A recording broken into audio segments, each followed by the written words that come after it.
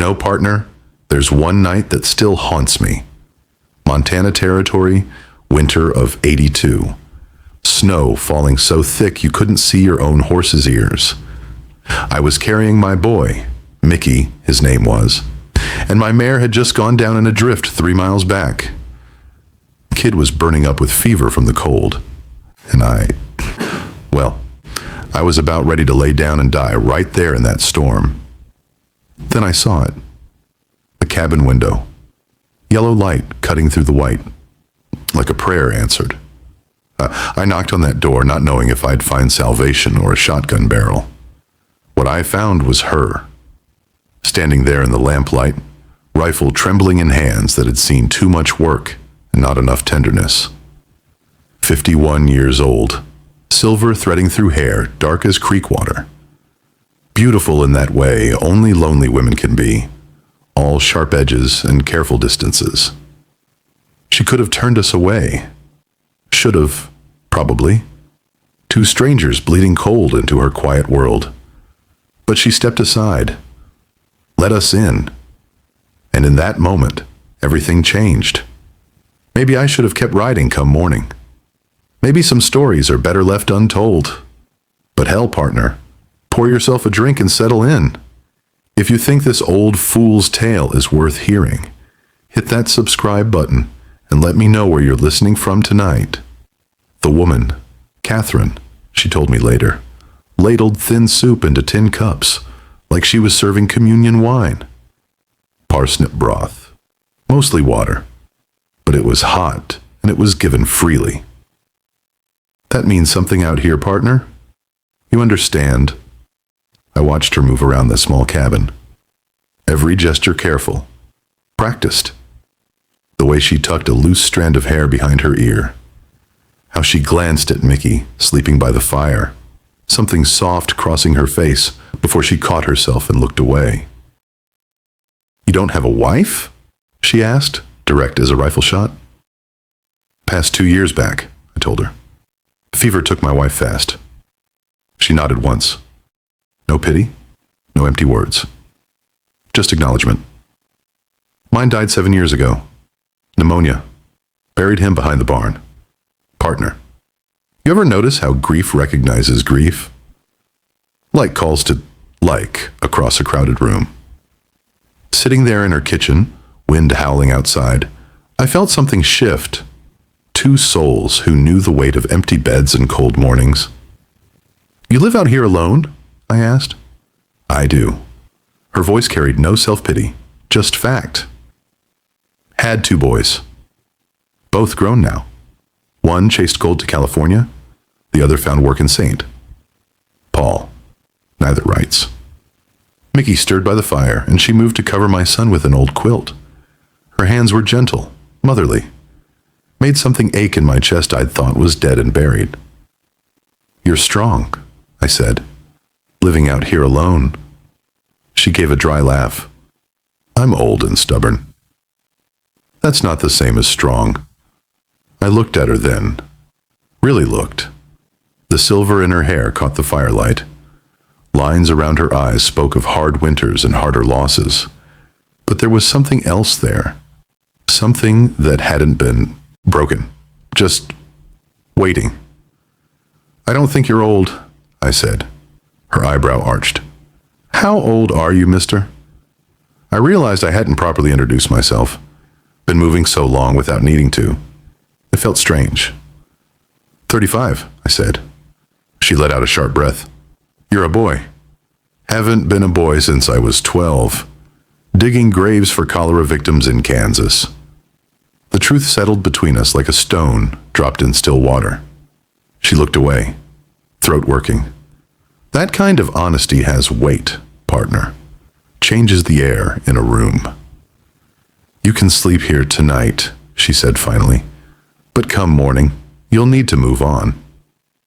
I don't have much. Understood. I paused, studying her profile in the firelight. But if you'll let me, I could fix that barn door I saw swinging in the wind. And the fence posts by the road. She crossed her arms, suddenly wary. You offering to work for a place to stay. I'm offering to help. Something flickered in her eyes then. Surprise, maybe. Or hope she was afraid to name. Been a long time since someone offered her help without wanting something in return, I'd wager. 2 days, she said finally. No more. 2 days.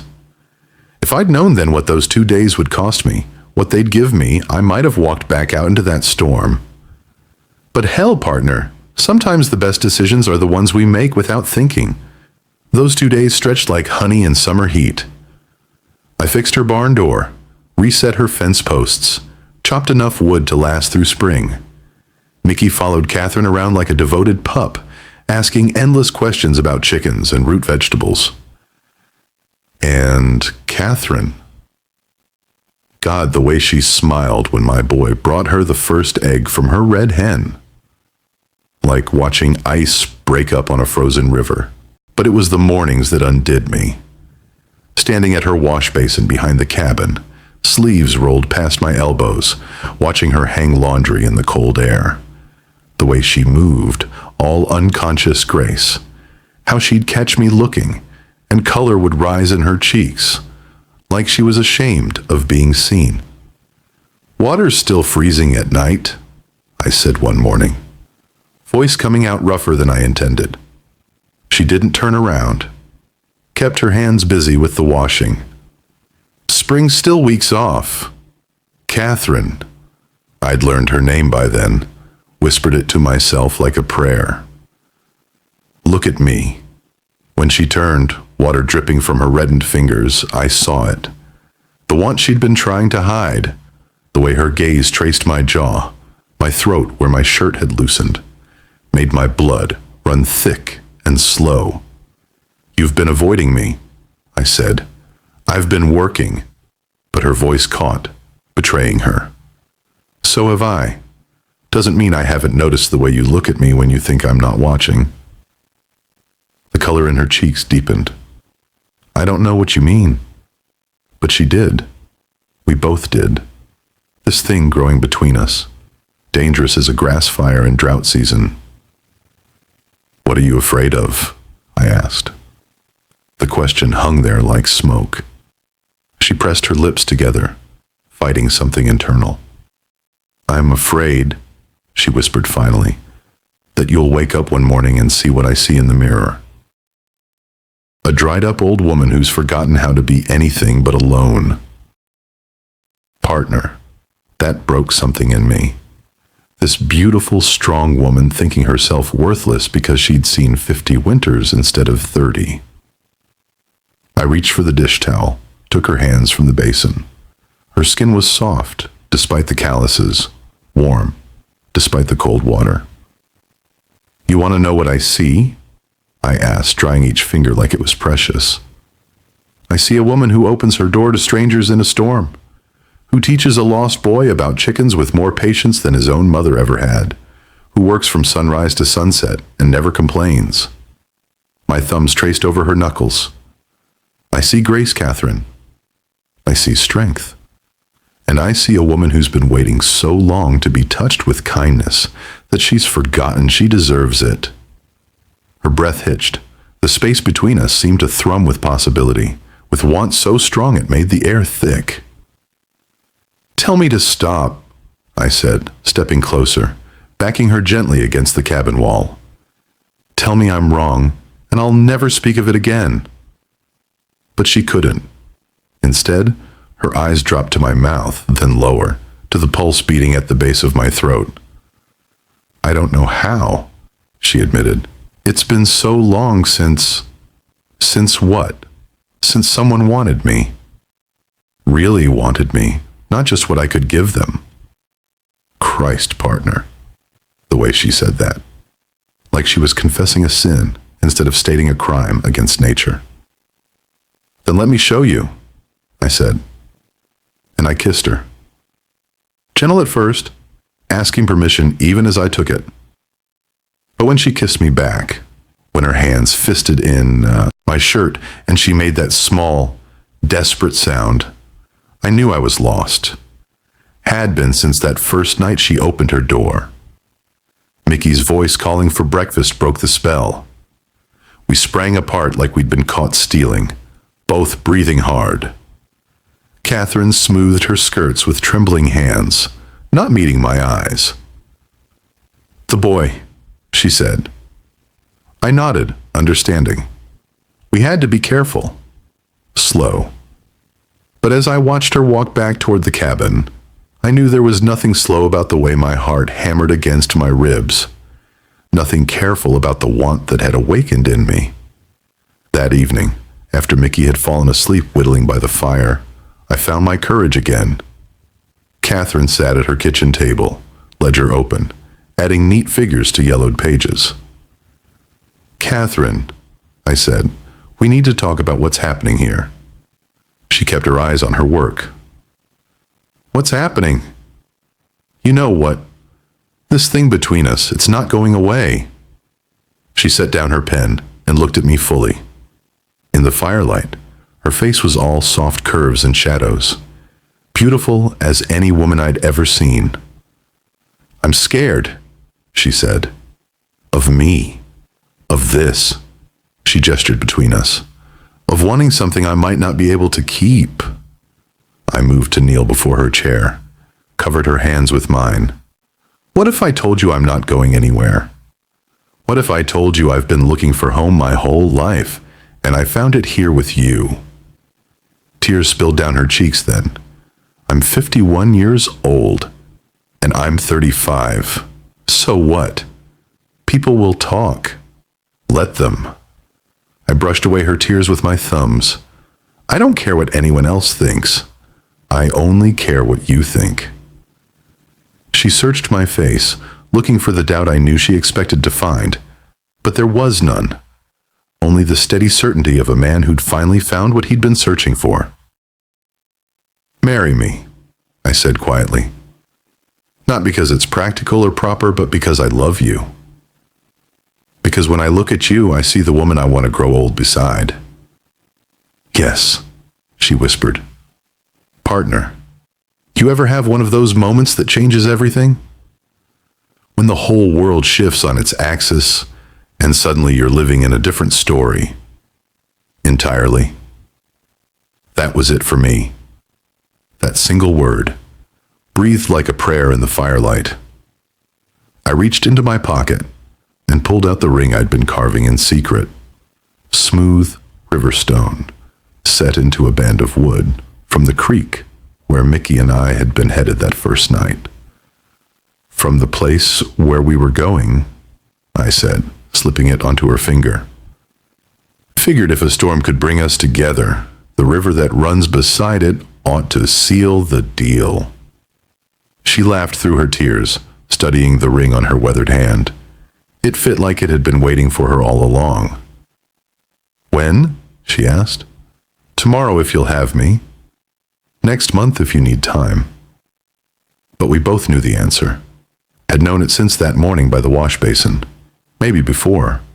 Some things can't be rushed, but others can't be delayed either. That night, after Mickey was settled, we came together by the dying fire, like we were starving for each other. Her hands traced my jaw with wonder, like she couldn't believe I was real.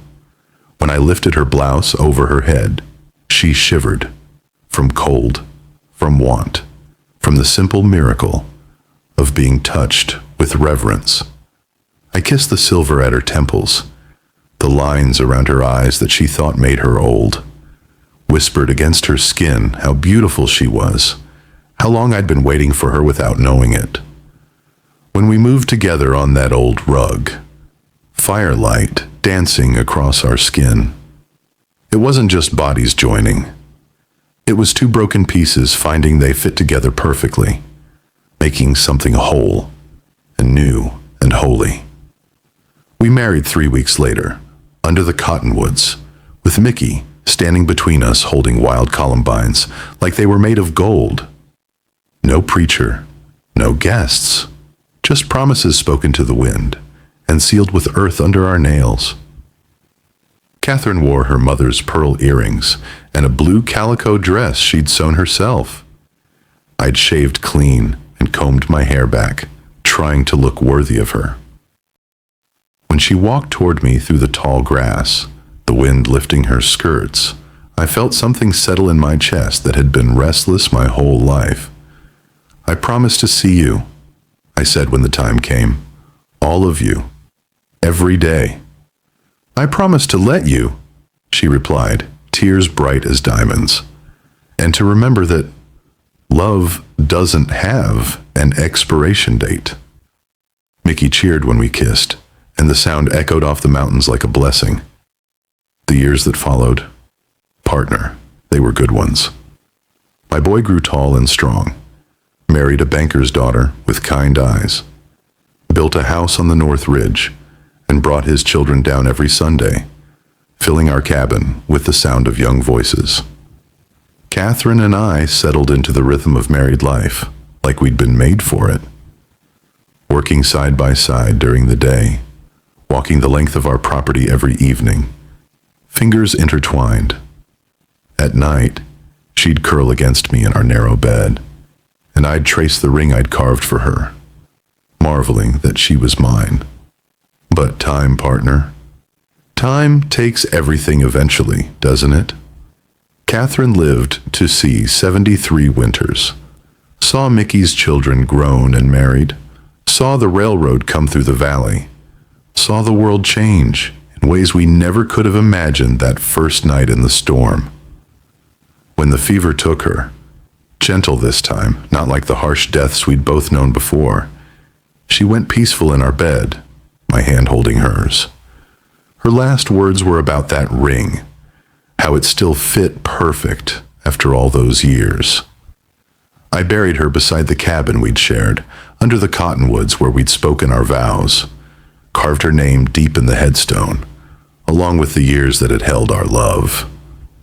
Wife, mother, the woman who taught an old fool that it's never too late to find home. You know what haunts me, partner? Not the choices I made before I found her. Not the years I spent drifting, looking for something I couldn't name. What haunts me is how close I came to riding past that cabin that night. How easily this whole story might never have happened. Love don't care about your age, your past, your fears. It just shows up, usually when you least expect it, and asks if you're brave enough to say yes. Catherine was brave enough. Turned out, so was I. The ring sits on my mantle now, next to her picture, and the wildflowers Mickey's granddaughter brings every spring. Reminds me that some storms bring more than wind and snow.